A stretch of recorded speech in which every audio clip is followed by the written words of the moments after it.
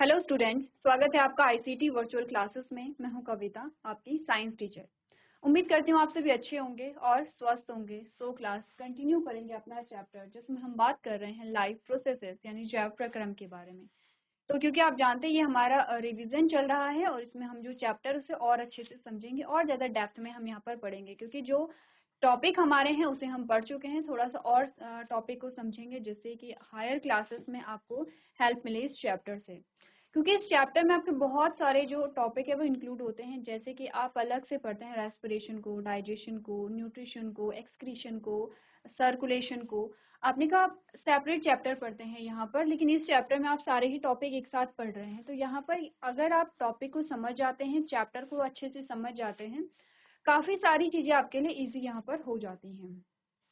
तो previous lecture में हमने देखा था लाइव प्रोसेसेस क्या होती हैं, क्यों हम लाइव प्रोसेसेस को पढ़ रहे हैं, क्या एग्जाम्पल हमारे पास आते हैं जैव प्रक्रम के। तो स्टार्ट करते हैं। हमने कहा कि जो जैव प्रक्रम है वो ये है, सबसे पहले तो ये है कि हम उन प्रक्रम, उन प्रक्रियाओं या उन प्रोसेस के बारे में बात करेंगे जो किसी लिविंग से रिलेटेड हैं। अब आप चाहे प्लांट्स की बात करें या एनिमल्स की बात करें, ठीक है, हमने कहा कि लिविंग से रिलेटेड है तो हम उन प्रोसेस के बारे में बात करेंगे। तो हम ये भी कह सकते हैं, देखिए बातें सेम हैं। आप चाहे इस प्रकार से कहिए कि हम उन प्रक्रियाओं के बारे में बात करेंगे जो कि किसी लिविंग में पाई जाती हैं, या फिर हम कहेंगे कि हम उन प्रक्रियाओं के बारे में बात करेंगे जो हमें बताती हैं कि ये जो जीव है वो लिविंग है या इसमें जीवन पाया जाता है। तो ये जो प्रक्रियाएं हैं ये जीवन का संकेत होती हैं कि अगर ये प्रक्रियाएं पाई जा रही हैं, इट मीन्स कि हम किसी लिविंग के बारे में यहाँ पर बात कर रहे हैं। ठीक है, स्टार्ट करते हैं। सबसे पहले हमारे पास आपने अलग अलग टॉपिक देखे हैं, जो कंटेंट हमारे पास आया है आपने उसे डिवाइड किया है अलग अलग पार्ट्स में। देन हमारे पास आता है इंट्रोडक्शन, जिसमें आपने कहा कि यहाँ पे जितने भी जीव हैं उनमें क्या होती है, कुछ सामान्य विशेषताएं होती हैं। हमने कहा जो लिविंग ऑर्गेनिज्म है उनमें जो बेसिक सी चीज अगर हम देखें, अच्छा अगर मैं आपसे पूछूं कि जो जीव हैं उनमें सभी में, हम प्लांट्स की बात कर रहे हैं, हम एनिमल्स की बात कर रहे हैं, हम माइक्रोब्स की बात कर रहे हैं, अगर सभी में जो कॉमन कैरेक्टर हम देखें तो कॉमन कैरेक्टर क्या होगा। तो कॉमन कैरेक्टर, अगर हम बात करें कॉमन कैरेक्टर की, यहाँ पर देखते हैं कॉमन कैरेक्टर। सबसे पहला जो सभी में कॉमन कैरेक्टर होगा, चाहे आप किसी की भी बात करें, चाहे आप यूनिसेलुलर की बात कर रहे हैं या मल्टी सेलुलर की बात आप कर रहे हैं, हमने कहा सब में सबसे पहला जो कॉमन कैरेक्टर है कि सभी क्या होते हैं।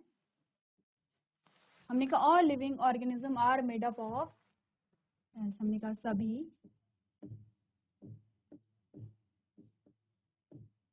जीव कोशिकाओं से बने होते हैं। ये कॉमन फीचर है सबका। ऐसा नहीं है कि कोई कोशिकाओं से बना होगा कोई कोशिकाओं से नहीं बना, ऐसा नहीं है। अगर कोई लिविंग है तो वो निश्चित रूप से कोशिका से ही बना है।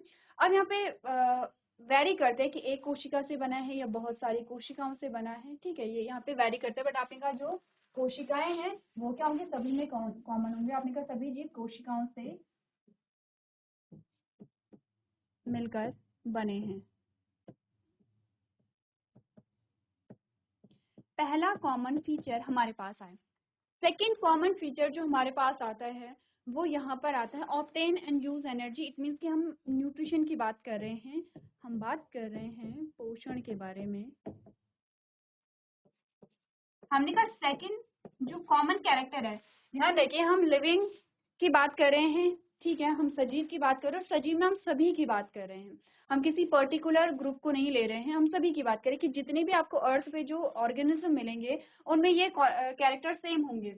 हमने कहा एक तो ये सेल से मिलकर के बने होंगे, दूसरा कोई अगर जीवित है तो उसमें पोषण की प्रक्रिया पाई जाएगी। ये मस्ट है, ये इंपॉर्टेंट है, क्योंकि अगर न्यूट्रिशन नहीं पाया जा रहा है इट मीन्स की एनर्जी नहीं मिल रही है, और अगर किसी को एनर्जी ही नहीं मिलेगी तो आपने कहा कि वो सर्वाइव नहीं कर सकते हैं, हम उसे लिविंग नहीं मानेंगे। ठीक है, न्यूट्रिशन का मतलब होता है कि भोजन को ग्रहण करना, खाना खाना, या सिंपल से आप कहिए कि न्यूट्रिशन का मतलब होता है एनर्जी को गेन करना और एनर्जी का यूज करना।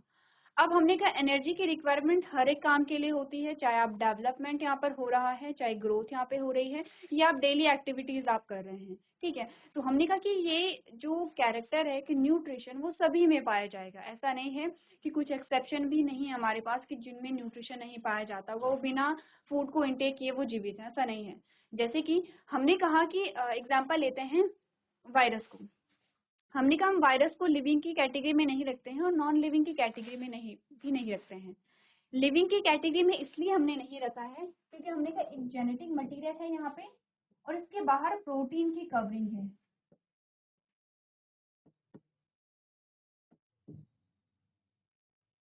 प्रोटीन की कवरिंग है, प्रोटीन की लेयर है। यहाँ पे हमने ये नहीं कहा कि सेल मेम्ब्रेन है या प्लाज्मा मेम्ब्रेन है, हमने साइटोप्लाज्म नहीं देखा, हमने सेल ऑर्गेनेलीज नहीं देखी, हमने न्यूक्लियस नहीं देखा, हमें सिंपल सा जेनेटिक मटेरियल दिखा।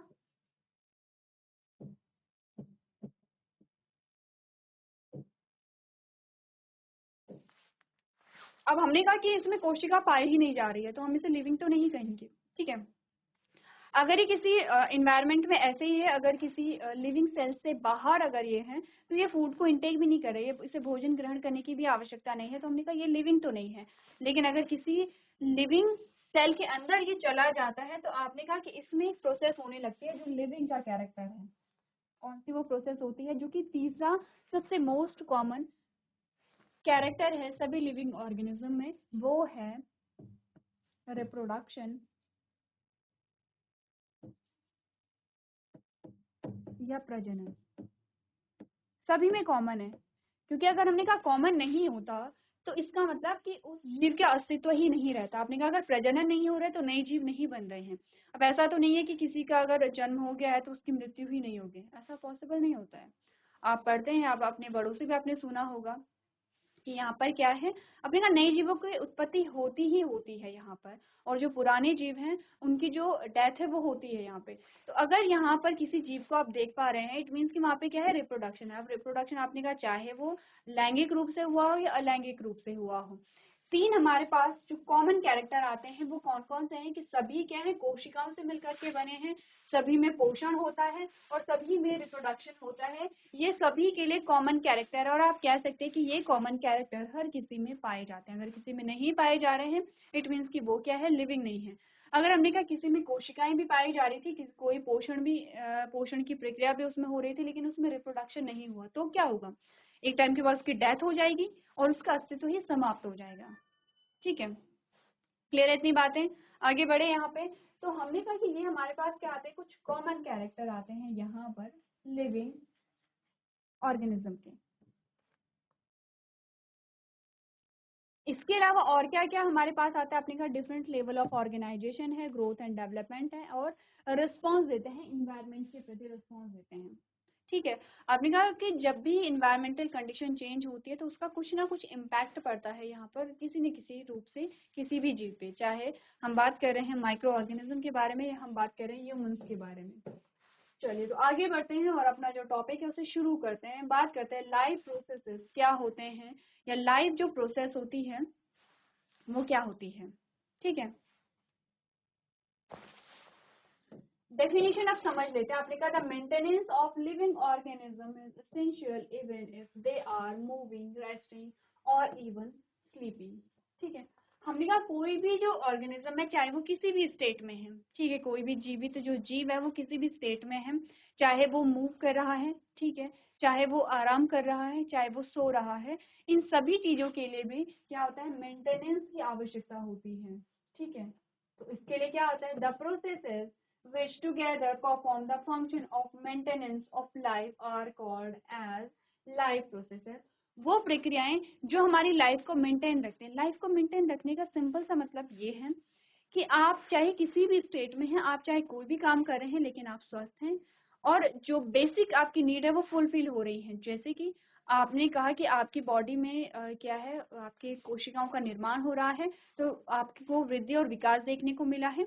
आपकी पोषण संबंधी जो आवश्यकताएं हैं, पोषण संबंधी जो प्रोसेस है वो पूरी यहाँ पर हो रही है। आप रिप्रोडक्शन कर रहे हैं, आपकी जो स्पीशीज है उसमें रिप्रोडक्शन की प्रोसेस हो रही है। ठीक है, बेसिक चीजों की हम बात कर रहे हैं।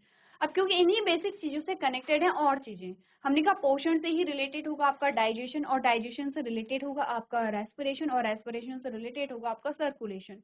तो आप देख रहे हैं कि यहाँ पर क्या है, एक ही चीज से बहुत सारी चीजें लिंक्ड हैं। तो हम अगर सिर्फ तीन चीजों के बारे में बात करें तो ये तीनों चीजें किसी न किसी रूप से आपके सारे प्रोसेस को बताएंगे लाइफ में या आपकी बॉडी के अंदर जो भी प्रोसेस हो रही है। हमने कहा कि वो प्रक्रियाएं जो हमारे लाइफ को क्या रखती है, मेंटेन रखती हैं, उन प्रक्रियाओं को हम कहते हैं जैव प्रक्रम या लाइफ प्रोसेसेस।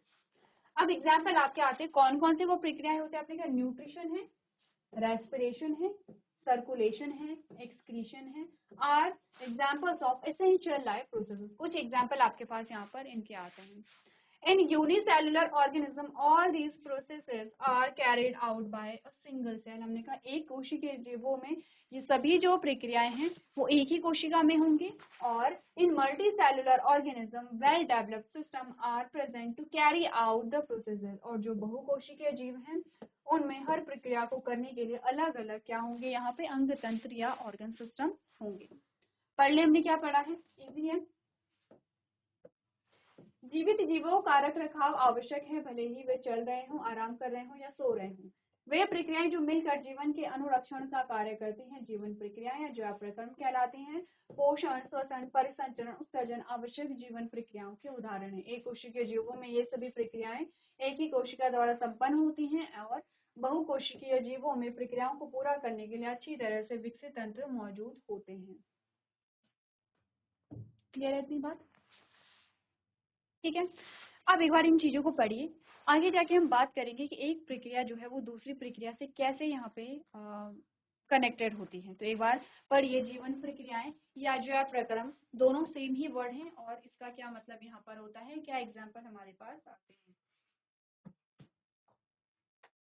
चलिए, अब हमने कहा यहाँ पर कैसे एक जो प्रक्रिया है वो दूसरी प्रक्रिया से रिलेटेड होता है। तो बात करते हैं न्यूट्रिशन के बारे में। ठीक है, ह्यूमन के बारे में एग्जाम्पल हमारा ह्यूमन है। न्यूट्रिशन यानी कि पोषण। इसमें सबसे पहले आपने कहा कि आपने फूड को इनटेक किया, आपने खाना खाया और खाने का क्या हुआ, पाचन हुआ, उसके द्वारा आपको ऊर्जा मिलेगी। तो आप पढ़ते हैं न्यूट्रिशन में डाइजेशन को। अब डाइजेशन के फलस्वरूप आपको क्या मिला, आपको मिला ग्लूकोज। ठीक है, अब इस डाइजेशन के फलस्वरूप आपको जब ग्लूकोज मिला तो ग्लूकोज से आपको एनर्जी गेन करने के लिए पढ़ना पड़ेगा, रेस्पिरेशन की प्रोसेस होगी। ऐसा नहीं कि आपको ही पढ़ना पड़ेगा, क्योंकि होता ही रेस्पिरेशन है, तो आपको रेस्पिरेशन को समझना है। ठीक है, तो ग्लूकोज से एनर्जी जो हमें मिलेगी वो मिलेगी श्वसन के फलस्वरूप, उत्सर्जन रेस्पिरेशन के फलस्वरूप। ठीक है, श्वसन होगा, उत्सर्जन नहीं होगा। ठीक है, अब आपको एनर्जी मिल गई है। ठीक है, आपने कहा कि जब एनर्जी आपको मिल गई है, अगर हम बात करें डिस्ट्रीब्यूशन की, सिर्फ एनर्जी की ही बात नहीं हो रही है। आपने कहा अगर हम इस ग्लूकोज के डिस्ट्रीब्यूशन की बात करें कि ये ग्लूकोज अलग अलग ऑर्गन में डिस्ट्रीब्यूट होता है, तो आप बात करते हैं सर्कुलेशन की। ठीक है, आपने कहा कि अलग अलग ऑर्गन में क्या होता है, डिस्ट्रीब्यूट होता है, क्योंकि ब्लड है और ब्लड हर एक सेल तक क्या पहुंचाएगा, ग्लूकोज को पहुंचाएगा, तभी जिससे कि रेस्पिरेशन, सेलुलर रेस्पिरेशन होगा और एनर्जी यहाँ पे निकलेगी। तो आपने क्या पढ़ा है, सर्कुलेशन पढ़ा है। अब क्योंकि डाइजेशन हुआ है, आपको ग्लूकोज मिला है, तो ऐसा नहीं होता है कि पूरा जो भोजन है, पूरा जो फूड है आपका, उससे आपको ग्लूकोज मिले। कुछ कुछ जो इसमें क्या होगा, वेस्ट मटेरियल होगा, उसमें क्या होगा, एक्सक्रीशन होगा। तो आप पढ़ते हैं एक्सक्रीशन के बारे में भी। एक्सक्रीशन क्या होगा, कि हमने कहा कि आपने खाना खाया, अब सारे भोजन से आपको ऊर्जा नहीं मिलती, उसमें से कुछ वेस्ट मटेरियल भी होता है, कुछ उत्सर्जी पदार्थ भी होता है, तो आप पढ़ते हैं एक्सक्रीशन यानी उत्सर्जन को यहाँ पे पढ़ते हैं। ठीक है, तो आपने कहा कि हमने सिर्फ बात की थी न्यूट्रिशन की, और आपको कितनी प्रोसेस मिली है, एक डाइजेशन मिला है, दूसरा रेस्पिरेशन मिला है, तीसरा सर्कुलेशन मिला है, चौथा एक्सक्रीशन मिला है। तो एक प्रक्रिया से आपने कहा कि कितनी प्रोसेस यहाँ पर क्या है, जुड़ी हुई हैं आपस में। जैसे कि पोषण से है, श्वसन भी संबंधित है, पोषण से परिसंचरण भी संबंधित है, उत्सर्जन भी क्या है यहाँ पे संबंधित है। ठीक है, क्लियर है यहाँ पर? अब चीजों को यहाँ पे स्टार्ट करते हैं। लाइफ प्रोसेस के बारे में बात करते हैं, जिसके बारे में हमने काफी बार यहाँ पे डिस्कस कर लिया है। न्यूट्रिशन है, हमने बोला मेटाबॉलिज्म है, ठीक है, आपने कहा कि जो भी आपके क्या होते हैं बॉडी के अंदर जो भी प्रोसेस हो रही है, रिएक्शन हो रही है, मेटाबॉलिज्म है, रिप्रोडक्शन है, एक्सक्रीशन है, रेस्पिरेशन है और ट्रांसपोर्टेशन है, ठीक है। अब ध्यान रखिए, हर एक जो प्रक्रिया है वो एक दूसरे से कनेक्टेड है। हम कहेंगे रिप्रोडक्शन तो पोषण से संबंधित नहीं है, हमने कहा रिप्रोडक्शन भी तभी होगा जब पोषण की प्रक्रिया के फलस्वरूप आपको एनर्जी या ऊर्जा मिलेगी, ठीक है, और उस ऊर्जा का उपयोग करके आपने कहा कि यहाँ पे गैमेट का फॉर्मेशन होगा, और जितनी भी प्रोसेस होती हैं सभी को क्या है, एनर्जी की रिक्वायरमेंट होती है, तो क्या है, जुड़े हुए हैं आपस में, ठीक है। आगे बढ़े, यहाँ पे ट्रांसपोर्टेशन यानी कि आप सर्कुलेशन में यहाँ पे क्या पढ़ते हैं, ट्रांसपोर्टेशन को ही पढ़ते हैं। स्टार्ट करते हैं। सबसे पहले लाइफ प्रोसेस, हमारी सबसे पहले लाइफ प्रोसेस है न्यूट्रिशन, जिससे हमने कहा इसी से सारी चीजें क्या है, संबंधित हैं।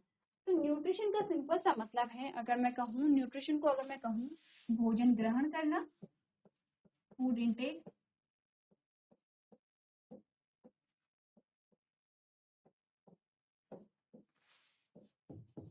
फिर इसका क्या होगा, पाचन होगा, पाचन के बाद हमें क्या मिलेगी, ऊर्जा मिलेगी, और इस ऊर्जा का शरीर के द्वारा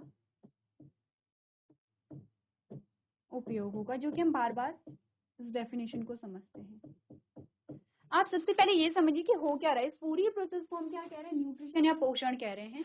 इसी को अगर हम यहाँ पर डेफिनेशन में पढ़े तो हमने क्या पढ़ा है इसे, व्हाट इज न्यूट्रिशन, पोषण क्या है, आपने कहा nutrition is the process of taking in food and converting it into energy and other vital nutrients required for life. आपने कहा पोषण भोजन लेने यानी कि भोजन ग्रहण करने और उससे ऊर्जा और जीवन के लिए आवश्यक अन्य महत्वपूर्ण पोषक तत्वों में परिवर्तित करने की प्रक्रिया है, ठीक है।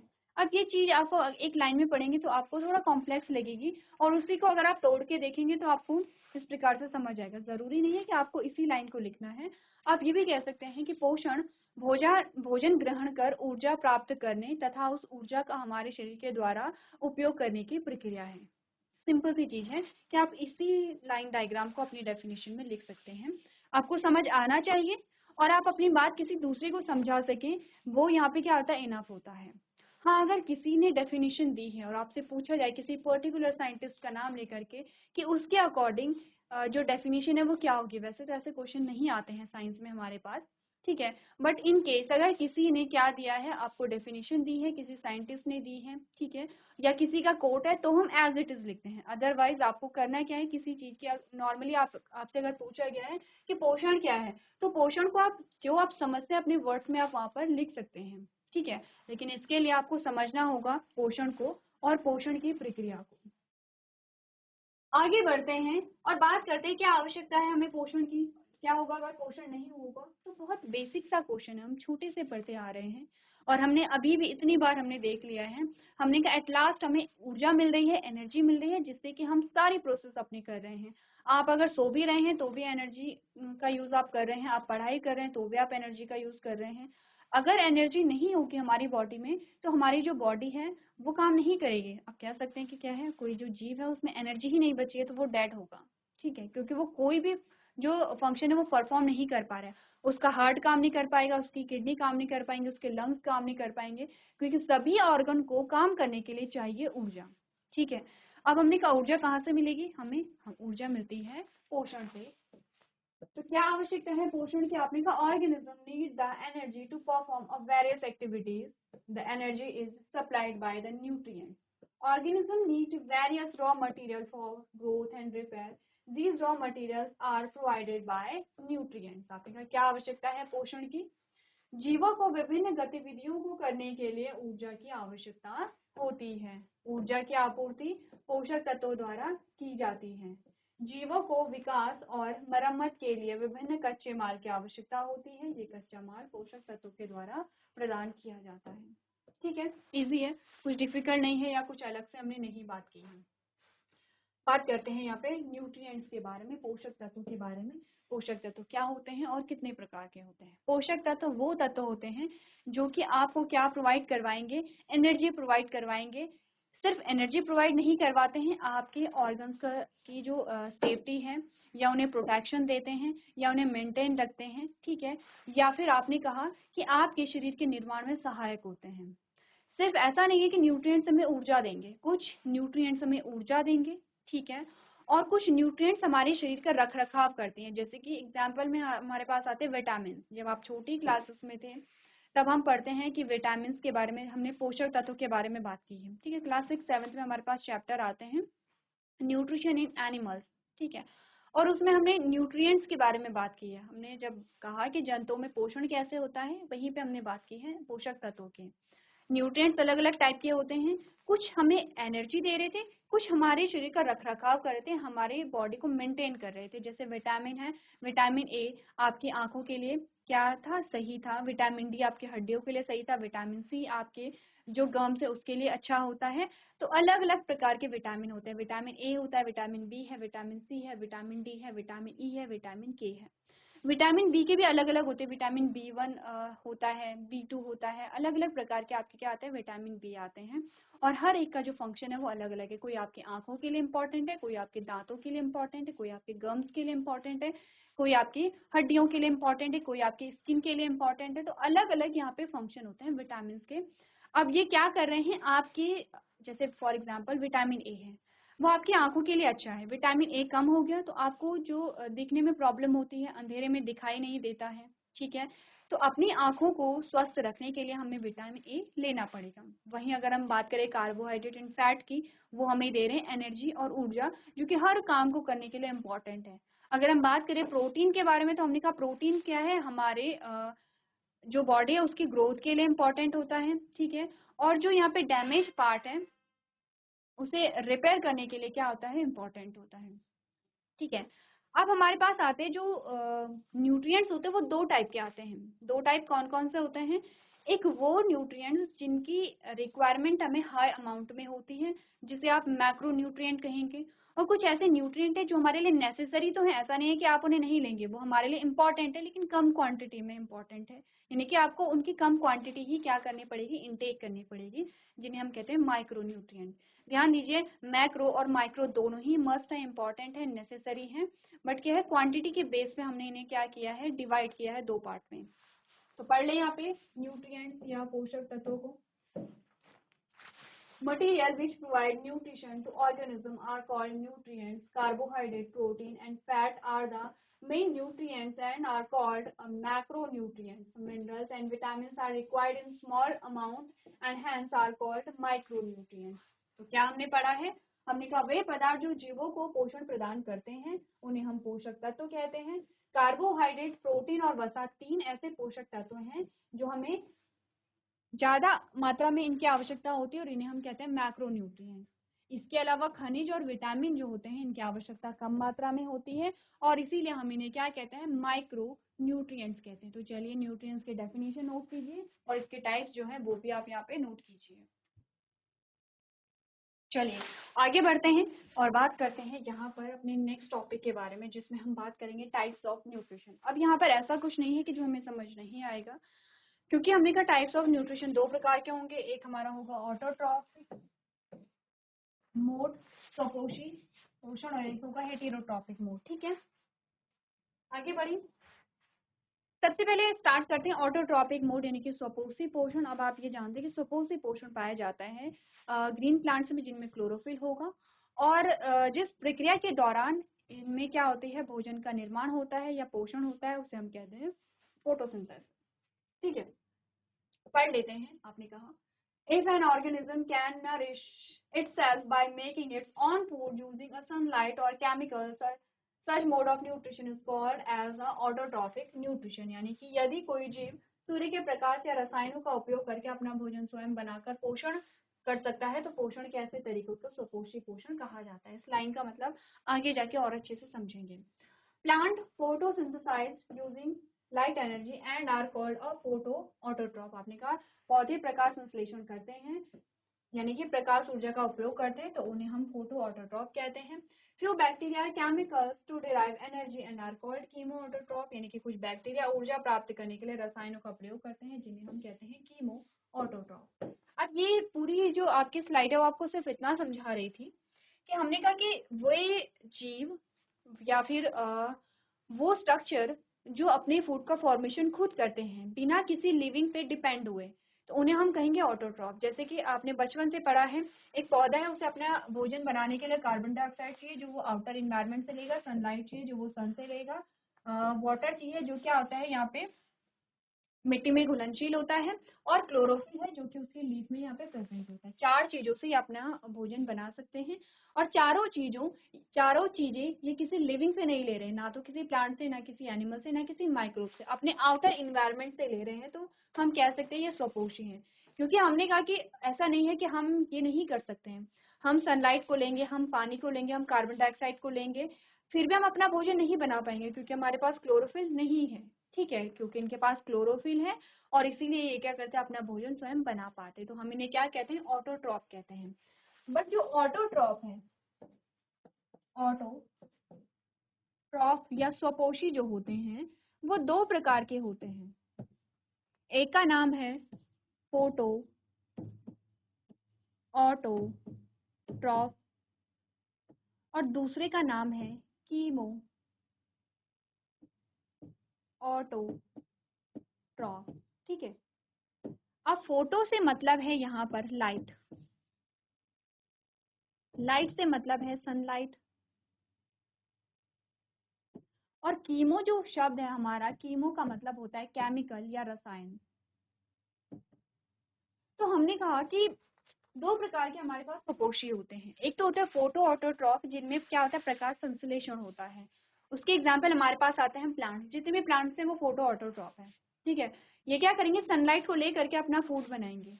दूसरे होते हैं कीमो ऑटोट्रॉफ, ऐसे जो अपना भोजन स्वयं बनाते हैं, लेकिन यहाँ पे सनलाइट का यूज नहीं करेंगे, वो केमिकल्स का यूज करेंगे। और इसका एग्जाम्पल हमारे पास आते हैं बैक्टीरिया। अब जब आप हायर क्लासेस में जाएंगे और आप पढ़ेंगे ओरिजिन ऑफ लाइफ, तो लाइफ का ओरिजिन कैसे हुआ था देखिए। सबसे पहले हमारे पास आती है प्रोकैरियोटिक सेल। ठीक है, प्रोकैरियोटिक जो प्रिमिटिव होती है, सरल होती है, इसमें न्यूक्लियस नहीं होगा, मेम्ब्रेन बाउंड सेल ऑर्गेनेलीज नहीं होती है। इससे हमने कहा इसके बाद होता है एक हेटेरोट्रॉपिक सेल, हेटेरोट्रॉपिक सेल, यानी कि परपोषी कोशिका का निर्माण होता है। क्यों होता है परपोषी कोशिका का निर्माण, स्वपोषी कोशिका का निर्माण क्यों नहीं होता है? क्योंकि जब जीवन का उद्भव हुआ, उस टाइम पर अर्थ पर ऑलरेडी बहुत ज्यादा जो फूड आप कहिए, या आप कहिए जो ग्लूकोज कहिए, यानी ऐसा मटेरियल, आप ग्लूकोज कह सकते हैं, अल्टीमेटली सबको बनाना ग्लूकोज है, चाहे प्लांट्स है या एनिमल्स है, सबको बनाना ग्लूकोज है। अब हमने कहा कि जब लाइफ का ओरिजिन हो रहा था, तो उस टाइम पे कोई भी सेल एग्जिस्ट नहीं कर रही थी। स्टार्टिंग में जो है कोई सेल जो बनी होंगी वो प्रोकैरियोटिक सेल थी, बहुत कम थी, फ्यू थी, बहुत कम थी, और उनके कंपैरिजन में ग्लूकोज बहुत सारा वहां पे था। क्योंकि ग्लूकोज ऑलरेडी अवेलेबल है, तो फोटोसिंथेसिस करने की कोई जरूरत थी नहीं वहां पे। ठीक है, क्योंकि फोटोसिंथेसिस के बाद भी ग्लूकोज ही बनेगा, और अगर ऑलरेडी रेडीमेड ग्लूकोज है, तो आपने कहा कि वहां पे किस प्रकार की सेल बनने लग गई है, हेटेरोट्रॉप, हेटेरोटॉपिक सेल का वहाँ पे फॉर्मेशन हुआ। अब धीरे धीरे ग्लूकोज खत्म होने लगा, और अब कोई ऑप्शन नहीं बचा था, तो अब यहाँ पर क्या होगा, ऑटोट्रॉपिक सेल का फॉर्मेशन होगा, ऑटोट्रॉपिक सेल बनेंगी। लेकिन ये जो ऑटोट्रॉपिक सेल थी, ये कैसी थी, आपने कहा कीमो, यहाँ पर अभी सनलाइट का यूज नहीं हो रहा था, यहाँ पर जो बने थे वो बने थे कीमो ऑटोट्रॉपिक सेल, यानी कि जो केमिकल से अपना भोजन बना रहे हैं, उस प्रकार की कोशिकाओं का निर्माण हुआ। ठीक है, क्योंकि वहाँ पे केमिकल्स बहुत ज्यादा अवेलेबल रहे होंगे। अब धीरे धीरे, क्योंकि हमने कहा प्रोकैरियोट सेल कम थी, तो उन्होंने हेटेरोटॉपिक सेल्स यहाँ पर बन गई हैं। धीरे धीरे इनमें क्या होगा, इन्होंने बहुत जल्दी अपनी संख्या में वृद्धि की होगी, क्योंकि अब प्रोकैरियोट का मतलब है कि माइक्रोब ही रहे होंगे, और माइक्रोब आप जानते हैं कि बहुत कम टाइम में, विद इन अ सेकेंड, वो क्या कर सकते हैं, अपने आप को मल्टीप्लाई कर सकते हैं, बहुत जल्दी अपनी संख्या में वृद्धि कर सकते हैं। तो जब ज्यादा हो गए हैं, तो आपने कहा ग्लूकोज खत्म हो गया, अब कीमोटोट्रॉपिक सेल का फॉर्मेशन हुआ। अब और ज्यादा सेल हो गई है, जैसे जैसे सेल बन रही है वैसे वैसे सेल का नंबर बढ़ रहा है। अब केमिकल जब यहाँ पे खत्म हो गए, तो आपने कहा अब यहाँ पर बनने लगे हैं फोटो ऑटोट्रॉप, फोटो ऑटोट्रॉप। अब इन्होंने क्या किया, इन्होंने केमिकल्स की बजाय अब यहाँ पर सनलाइट का यूज शुरू कर दिया है एज अ एनर्जी सोर्स। ठीक है, एज अ एनर्जी सोर्स अब यहाँ पे सूर्य के प्रकाश को यूज किया गया। बट यहाँ पर इस प्रकार के फोटो ऑटोट्रॉप थे कि जो ऑक्सीजन रिलीज नहीं करते थे। तो आपके पास एक इम्पोर्टेंट नोट आता है, did not release oxygen. Starting में जो इनिशियल टाइम था उस टाइम पे ऐसे फोटो ऑटोट्रॉप थे कि जो यहाँ पर क्या करते थे, ऑक्सीजन रिलीज नहीं करते थे। क्यों ऑक्सीजन रिलीज नहीं करते थे, इसका आंसर आप तब पढ़ेंगे जब आप फोटोसिंथेसिस को डिटेल में आगे चैप्टर में पढ़ेंगे। धीरे धीरे क्या हुआ, आपने कहा ऑक्सीजन रिलीजिंग फोटो ऑटोट्रॉप्स का फॉर्मेशन हुआ है। जब हम लाइफ का ओरिजिन पढ़ते हैं तो हमारे पास ये सीक्वेंस आता है, मस्ट है, इंपॉर्टेंट है, क्योंकि क्लास 11th में आप पढ़ेंगे ये सारी चीजें, ठीक है। क्लास 12th में शायद आपके पास चैप्टर है, 12th में आप पढ़ेंगे इवोल्यूशन, जिसमें आप ओरिजिन ऑफ लाइफ को पढ़ेंगे। तो इस प्रकार से एक सीक्वेंस बना है। एट लास्ट हमारे पास कौन से ऑटोट्रॉप आए हैं जो कि आज की डेट में आप और हम पढ़ते हैं, जो कि ग्रीन प्लांट्स होते हैं। ऑक्सीजन रिलीजिंग फोटो ऑटोट्रॉप, ऐसे फोटो ऑटोट्रॉप जो क्या करते हैं, ऑक्सीजन को रिलीज करते हैं, ठीक है।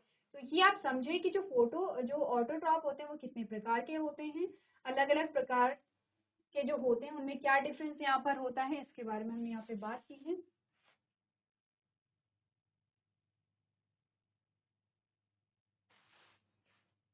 चलिए नेक्स्ट हमारा टॉपिक होगा फोटोसिंथेसिस, और इस बार हम फोटोसिंथेसिस को और अच्छे से जानेंगे। अभी तक हमने जो कॉमन सी चीजें थी, नॉर्मल सी चीजें थी, वो पढ़ी है। हम जानेंगे फोटोसिंथेसिस कहाँ पर होती है, किस प्रकार से होती है, डार्क रिएक्शन और लाइट रिएक्शन क्या होते हैं, C3 साइकिल क्या होती है, इन सभी चीजों के बारे में हम लोग यहाँ पे बात करेंगे। तो आप लोग एक बार घर से पढ़ के आएंगे फोटोसिंथेसिस, बेसिक सी चीजें आपको पढ़ करके आनी है, क्योंकि हम बेसिक चीजों से आगे यहाँ पर बात करेंगे। तो आज के सेशन में हम इतना ही करेंगे। अभी तक क्लास में बने रहने के लिए आपका धन्यवाद।